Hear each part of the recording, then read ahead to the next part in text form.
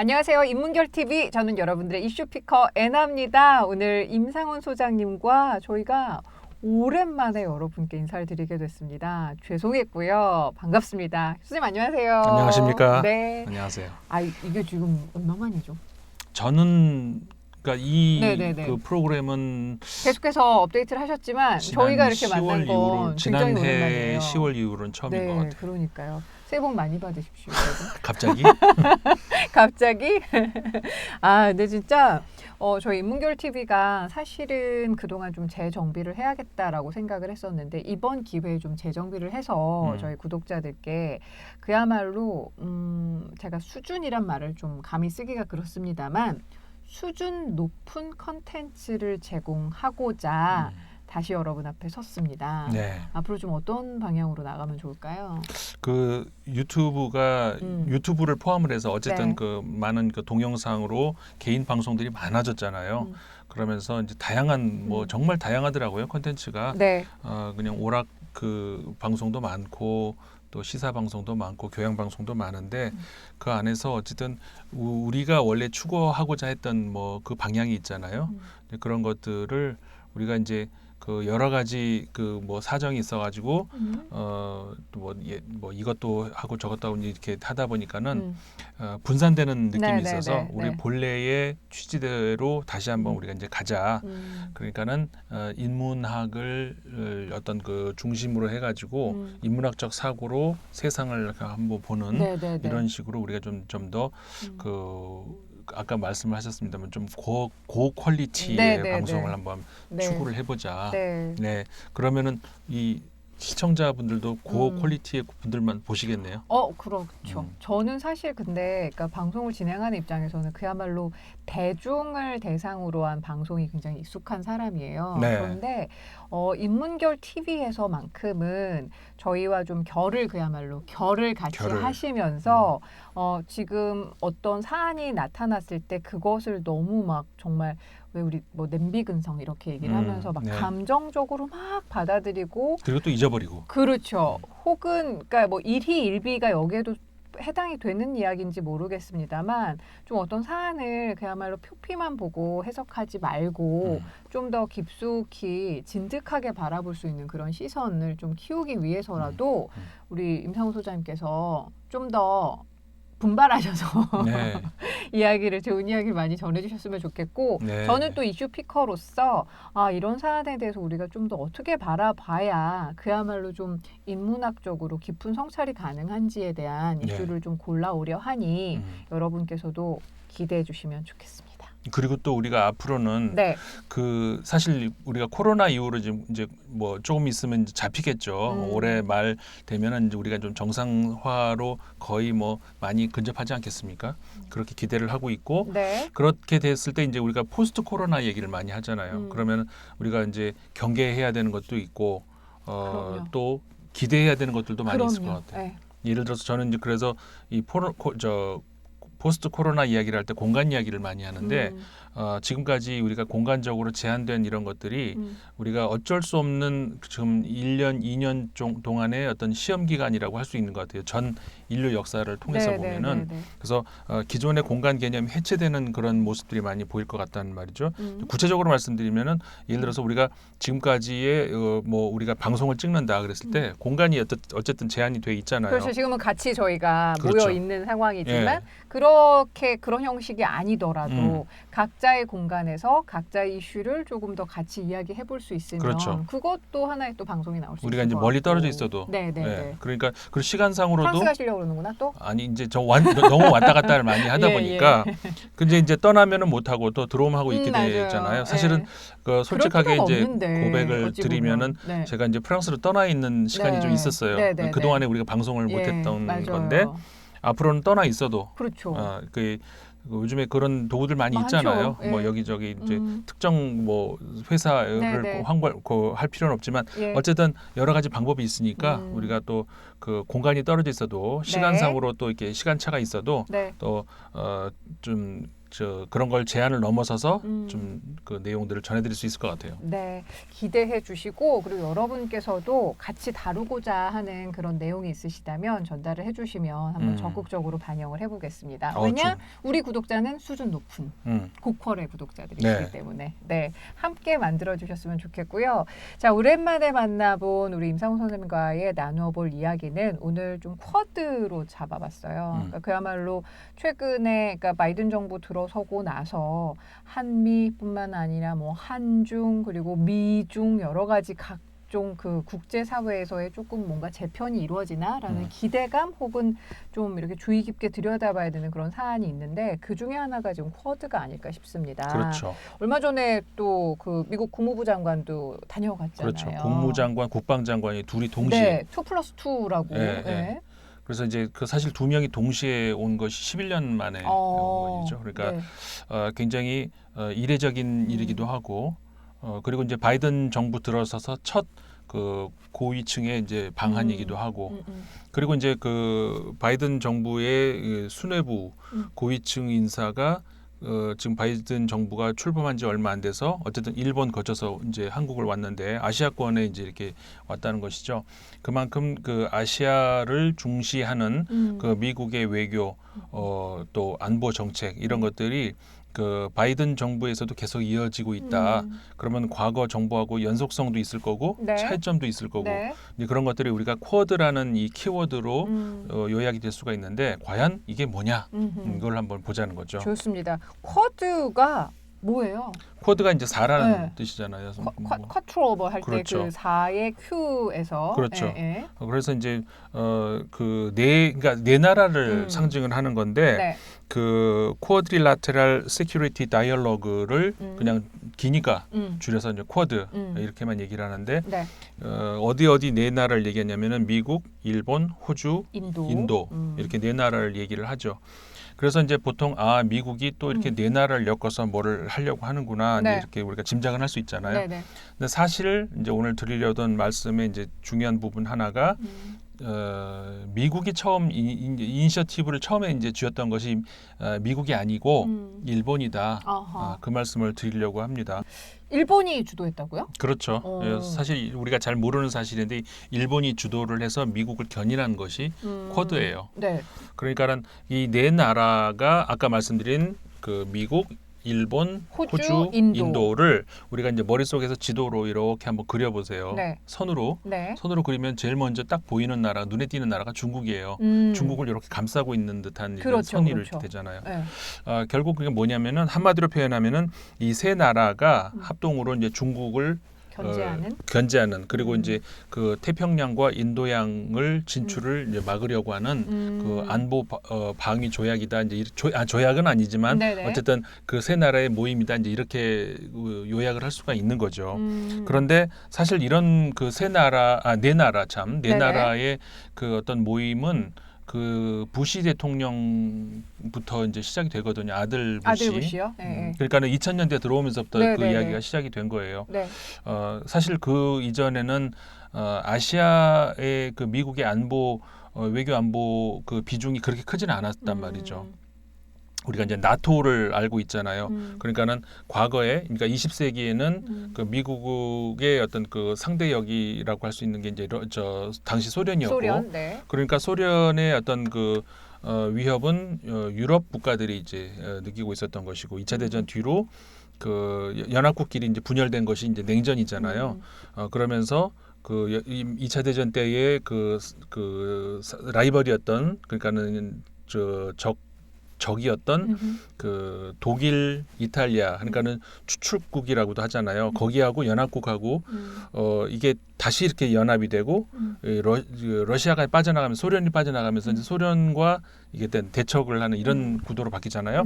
그러면서 이제 외교 안보 정책이 그쪽으로 집중이 됐었는데 2000년대 들어오면서부터는 서서히 이게 바뀌기 시작하죠. 중국이 심상치 않다. 부상하면서 이렇게 되면서 그런 쿼드라는 말은 나오지 않았지만 그 아시아 쪽으로 이제 좀 시각을 돌리기 시작을 하는데 당 처음에는 이게 이제 하다가 그냥 멈췄어요. 네. 왜냐하면은 사실 그때 이제 이 네 나라가 같이 이야기를 해나가다가 이제 호주가 쏙 빠져나갔거든요. 예.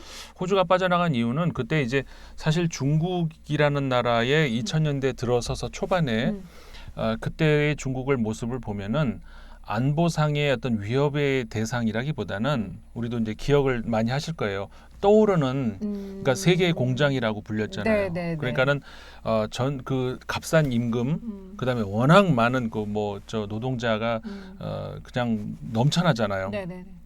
그렇기 때문에 세계의 대부분의 산업 국가들의 공장이 글로 다 들어가는 거죠.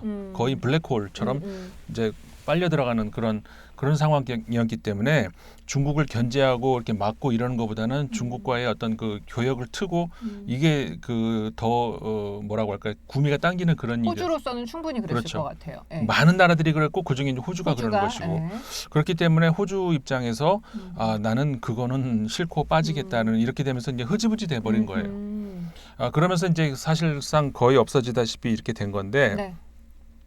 이 당시까지 세계 GDP 규모로 따졌을 때 압도적 1위는 미국이고 지금도 물론 그렇고 2위가 어디였나요? 당시까지 일본이었죠. 아하. 예, 일본이 한참 동안 경제 대국 2위를 자리를 차지하고 있었고 그 다음이 네네. 독일, 네. 그 다음 프랑스, 영국 이 순서였단 말이에요. 우리 옛날에 알고 있던 거는. 그러던 것이 신흥 강국들이 이제 막 치고 올라가면서 GDP 규모로 따졌을 때 그 소위 우리가 저 나라가 싶지만 인구가 워낙 많아서 GDP 규모가 이제 우리나라보다 위에 올라가 있는 세 나라를 꼽자면 중국, 인도, 브라질이죠. 그렇죠. 그러니까 이 세 나라가 우리 국민들보다 잘 산다고 볼 수는 없지만 워낙 인구가 많다 보니까 그렇죠. 그러니까 우리보다 경제력이 앞선다 싶은 나라가 소위 말하는 G7이라고 하는 미국, 영국, 프랑스, 독일, 일본, 캐나다, 이탈리아. 네네. 이탈리아도 들어가요? 이탈리아도 G7에 들어가죠. 네네네. 여기에다가 중국, 브라질, 인도 이 나라가 우리보다 잘 사는 나라라고 할 수 있는. 그러니까 대단하죠, 사실. 그렇죠. 네, 이 나라들이 우리보다 GDP가 높은 나라이고. 맞아요. 나머지는 뭐 정말 이게 또 엄청나잖아요. 그러니까 사회 양극화보다 훨씬 더. 그렇죠. 예. 그러니까 이 G7은 저 1인당 GDP까지 다 높은 나라들인데 아까 말씀드린 이 세 나라는 1인당 GDP는 굉장히 낮은 나라들이죠.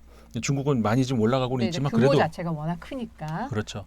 우리나라하고 라이벌격인 나라가 지금 이제 러시아, 스페인 이런 정도인데 사실 러시아하고는 우리가 엎치락뒤치락 해요. 우리가 떨어졌다가 올라갔다가 스페인은 우리가 상당 기간 동안 지금 계속 앞서 나가고 있고 이것만 해도 우리나라가 대단한 나라인데 올해 넘어서면서 결과가 다시 나와봐야 되지만 이탈리아를 앞설 수도 있고 조만간 캐나다를 앞질 수도 있는 그러니까 G7 국가들도 우리가 앞지를 수 있는 그런 상황에 와 있단 말이에요. 뭐 어쨌든 이런 상황에서 중국이 G2로 이제 치고 올라가는 것이 그때라는 거죠. 그러니까 2000년대 들어오면서 WTO에도 가입을 하고 그때 미국이 주선을 많이 해줬죠.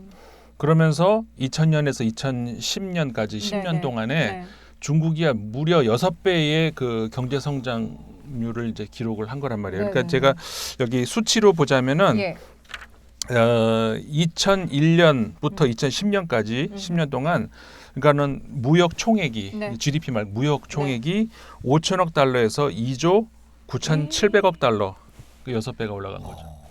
어마어마한 경제 성장을 한 거예요. 그러니까 수직 상승을 한 거죠. 그렇게 되면서 결국 2011년에 드디어 일본을 앞질러 버린 거예요. 그러면서 바야흐로 G2 시대가 열린 거죠. 그 당시에 일본의 언론의 반응들을 보면은 너무 황당하죠. 왜냐하면 일본은 그 한 20년 동안 제자리 걸음만 해왔단 말이죠. 그래서 계속 다른 나라들이 치고 올라오는 걸 보다가 중국은 완전히 올라서 버리는 거니까 당시로서 일본의 충격은 어마어마했죠. 그러면서 이제 왜 그런 거 있잖아요. 또 자기 위안을 삼는 거. 그래도 1인당 GDP는 우리가 높아. 어쨌든 그러던 시대였는데 그 다음 해 2012년에 일본으로서는 더 충격적인 일이 일어나죠. 그러니까 두 개가 겹치니까 소위 우리가 지금 기억하고 있죠. 센카쿠 열도 중국 이름으로 갸오이다오. 그 섬으로 그 섬이 일본이 사실상 시료 지배를 하고 있는 섬인데 중국이 그해 그러니까 2012년 9월 20일 날 중국 배가 거기서 왔다 갔다 하는 것을 일본이 보게 된 거예요. 그러면서 일본은 아하. 큰일 났다. 이건 이제는 이제 중국을 그냥 두면 안 된다. 아하. 그러면서 장기적인 계획에 이제 들어가는 것이죠. 사실 일본의 외교하면은 글쎄 그런 생각이 많이 드시죠. 사실 외교력으로 따졌을 때는 일본의 그 경제 규모에 비해서는 사실 좀 그렇단 말이에요. 그리고 특히 이거는 우리도 유심히 좀 우리가 알아야 되는 게 뭐가 있냐면은 아시아권 국가들 그러니까는 한국이나 일본, 우리나라도 마찬가지예요. 들이는 비용에 비해서 국제 사회에서 목소리가 너무 작아요. 왜 그래요? 그거는 그 전통적인 어떤 우리 문화하고 그다음에 지정학적인 어떤 지금까지 20세기의 어떤 그 요인하고 두 가지가 다 있는 것 같아요. 그러니까 왜 그러냐면은 한국은 그러니까 첫 번째로 그 문화적인 측면을 보자면 그건 일본도 마찬가지인데 이번에 사실 최근에 아틀란타에서 총기 네네네. 사고가 이제 났었잖아요. 네. 안타까운 일인데 거기서도 이제 우리가 자주 나오는 얘기가 이제 등장하기 시작한 얘기가 뭐냐면은 지금까지 우리가 흑인들도 이제 많이 당했는데 아시아인들은 당하면서도 너무 가만히 있었다. 너무 얌전했다. 우리 더 이상은 이제 가만히 있으면 안 된다. 이런 좋게 얘기하면 우린 너무 이제 한마디로 체제 순응적 이게 좋은 편이 아니지. 그 한마디로 좀 얌전해요 너무. 그냥 내 주권을 찾거나 내가 당하는 여러 가지 부당한 것에 대해서 목소리를 낼 수 없을 만큼 네. 그냥 무력하게 있었던 거죠. 그렇죠. 네. 그냥 조용히 얌전하게. 네.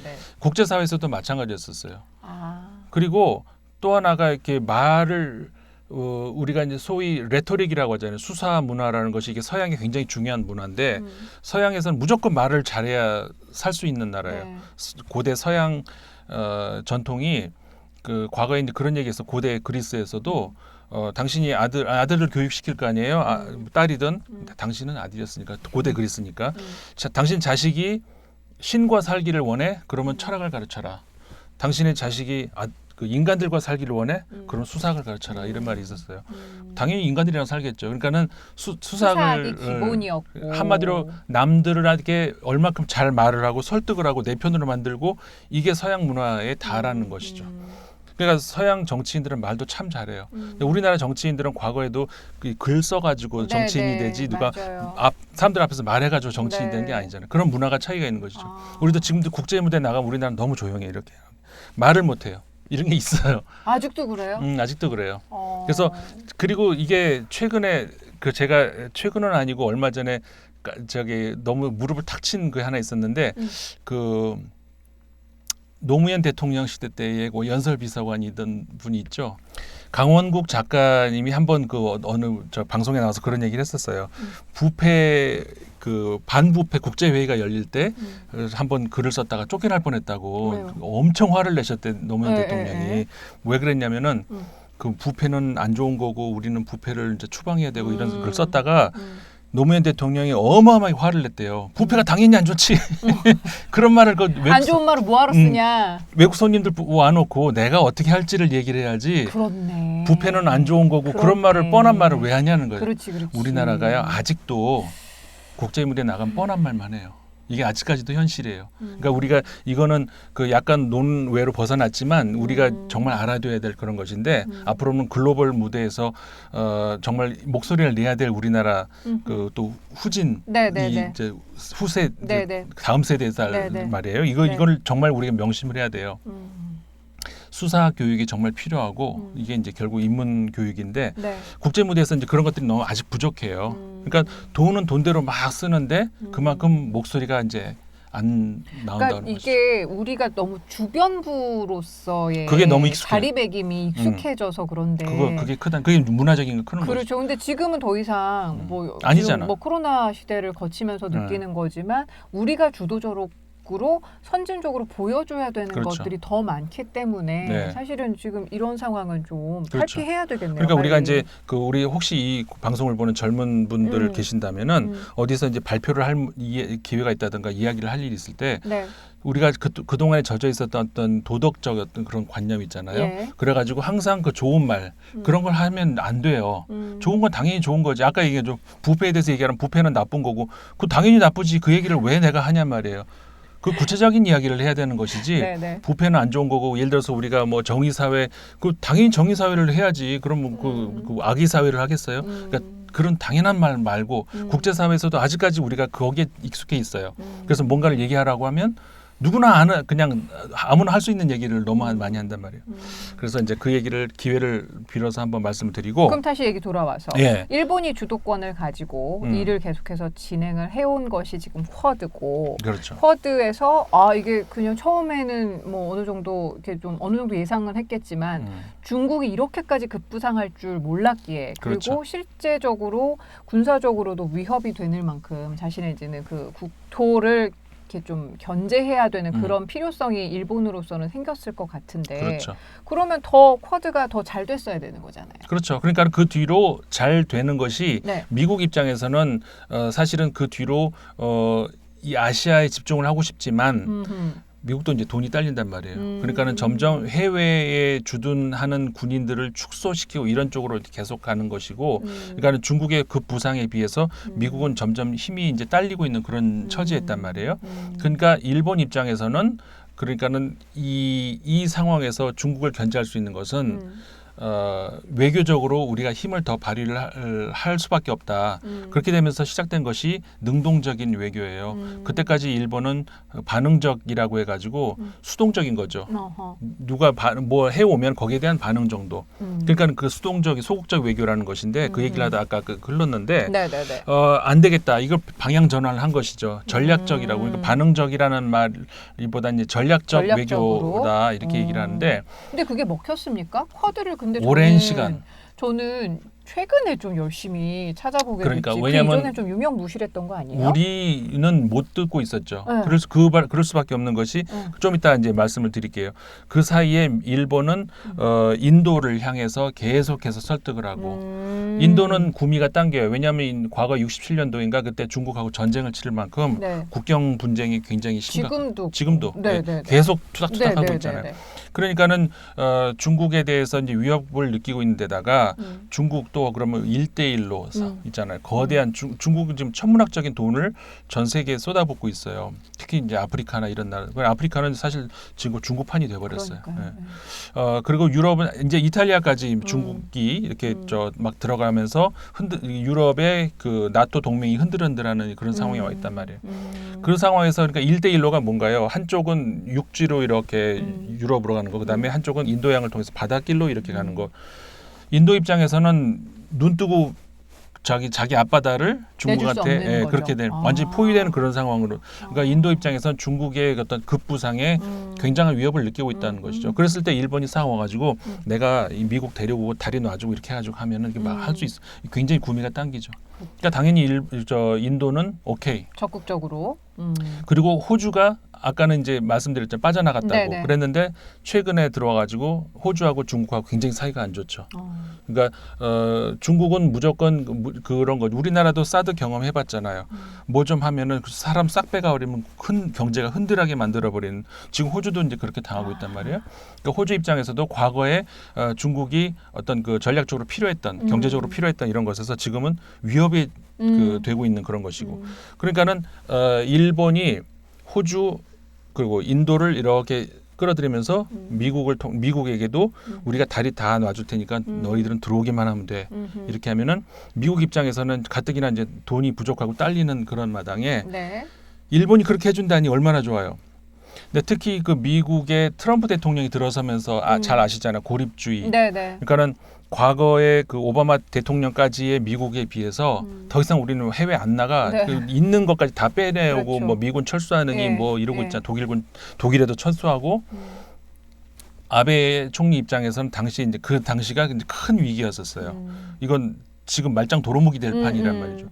그때 우리가 이제 많이 기억을 하실 거예요. 아베 총리가 트럼프 대통령에게 얼마나 앞에서 정말 손바닥이 다 지문이 없어졌을 거예요. 그게 다 뭐냐? 우리가 다리 다 깔아주고 다 할 테니까 들어오기만 해라. 트럼프 대통령 입장에서는 그것도 또 괜찮네. 왜냐하면은 가뜩이나 돈 들어가는데 일본이 자기들이 다 하겠다는데 우리는 들어오기만 그러니까 당연히 트럼프 대통령이 오케이. 그러면서 트럼프 대통령 때에 그 미국이 왜 전 세계에 이런 나라는 미국밖에 없어. 뭐냐면은 우리나라 군대가 어디를 지켜요? 우리나라를 당연히 한반도를 지키죠. 그러면서 이제 우리나라 군이 1군, 2군, 3군 있고 뭐 6군단 있고 뭐 이러는데 우리나라 안에서 이렇게 한단 말이죠. 근데 전 세계를 이렇게 군대를 보내고 있는 나라는 미국밖에 없어요. 그쵸. 그러니까는 태평양 함대가 있고 태평양 사령부가 있고 북부 사령부가 있고 이런 전 세계를 경영을 한단 말이에요. 네. 이제 이쪽 아시아 지역이 이름이 태평양 사령부였었어요. 이거를 2018년인가 이름을 바꾸죠. 인도 태평양 사령부로. 그 배경이 이제 그런 거예요. 미국이 혼자는 안 돼요. 일본이 내가 다 해줄 테니까 저 형님 들어오기만 하라고. 그러면서 미국도 그래? 그러면서 이제 인도 태평양 사령부로 바뀌면서 들어오기 시작한 거죠.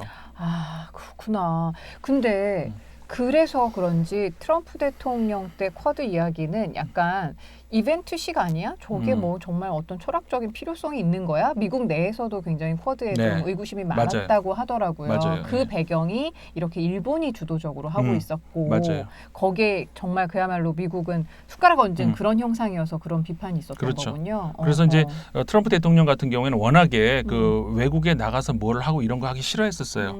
그렇기 때문에 그러니까 이 아베 총리가 이제 트럼프 대통령을 대하는 그 태도 보면 우리가 딱 보이잖아요. 얼마나 진짜 눈물겹지 않아요?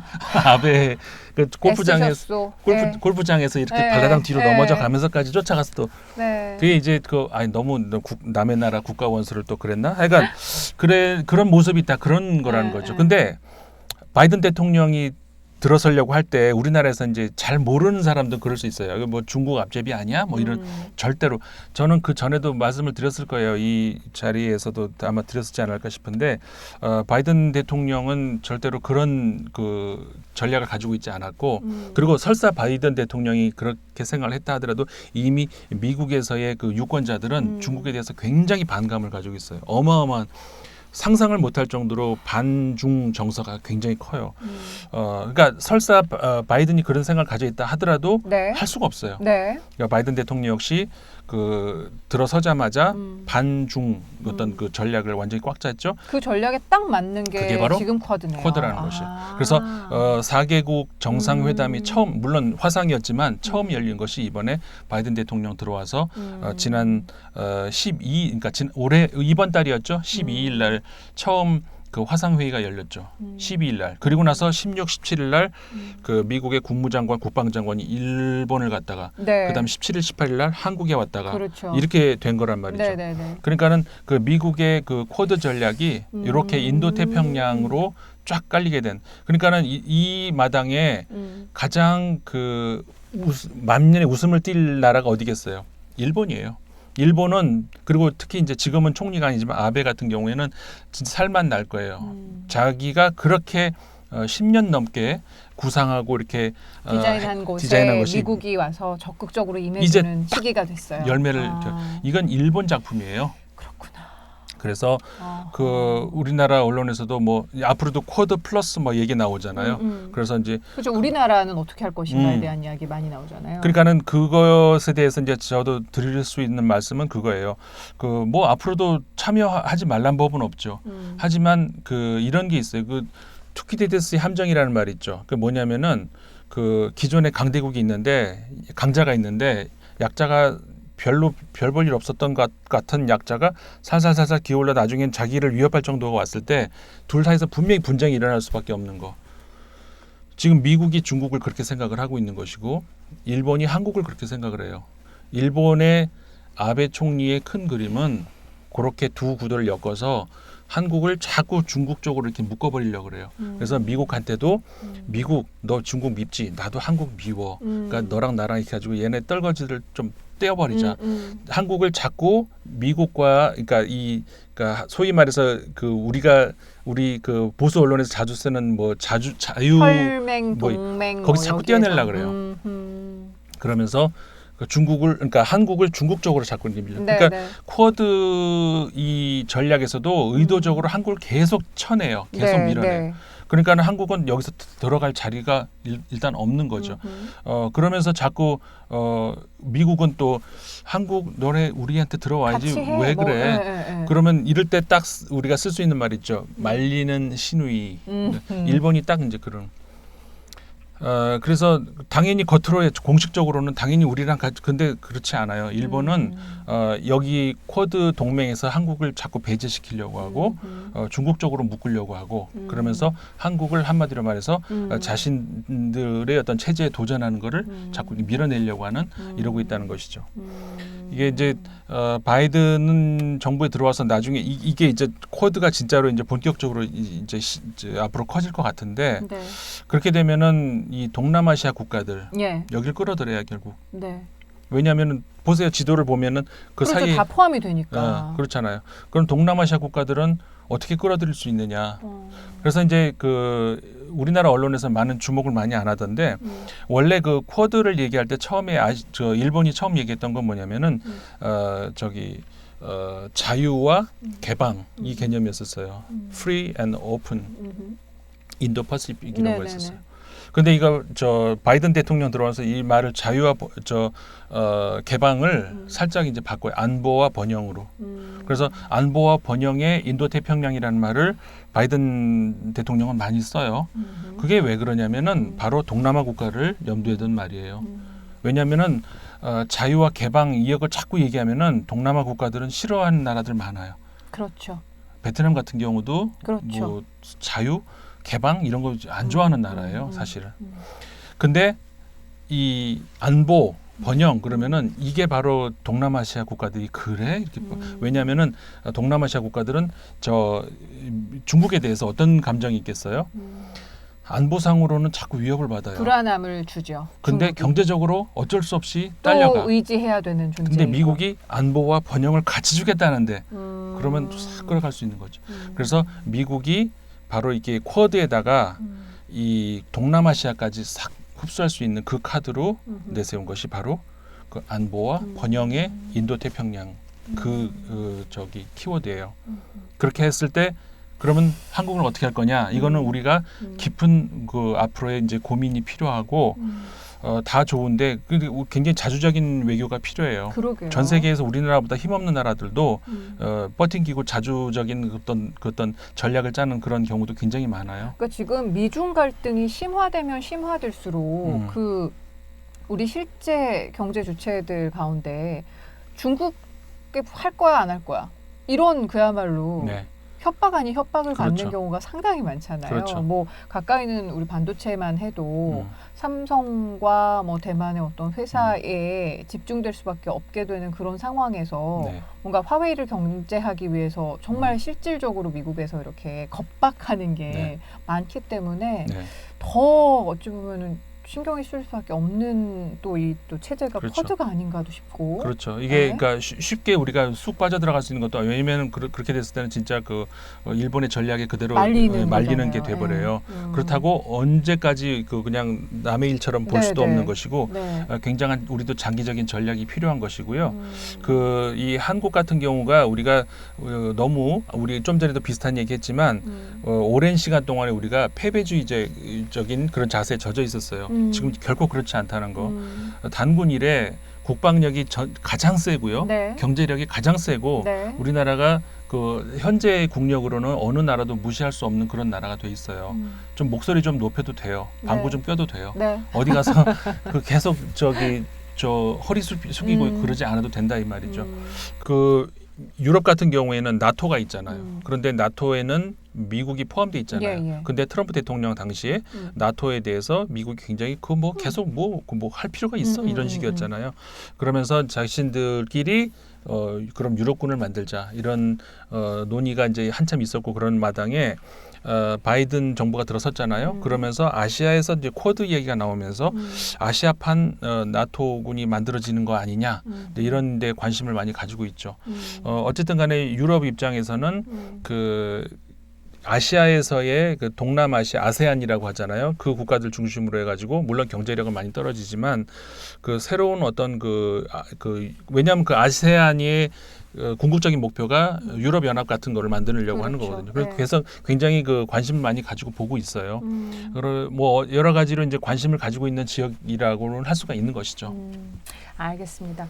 자, 이 쿼드의 이야기를 나누다 보니 그야말로 세계 권력 구조가 좀 재편이 되고 있는 네. 그 상황을 우리가 그야말로 목도하고 있는 그런 느낌이 드는데 앞으로도 좀 주의 깊게 바라볼 수 있는 그런 배경을 알려주셔서 감사했고요. 네. 쌤 앞으로는 이렇게 좀 구체적으로 네. 더 심도 있게 네. 철학적으로 앞서 뭐 말씀하셔 주셨죠?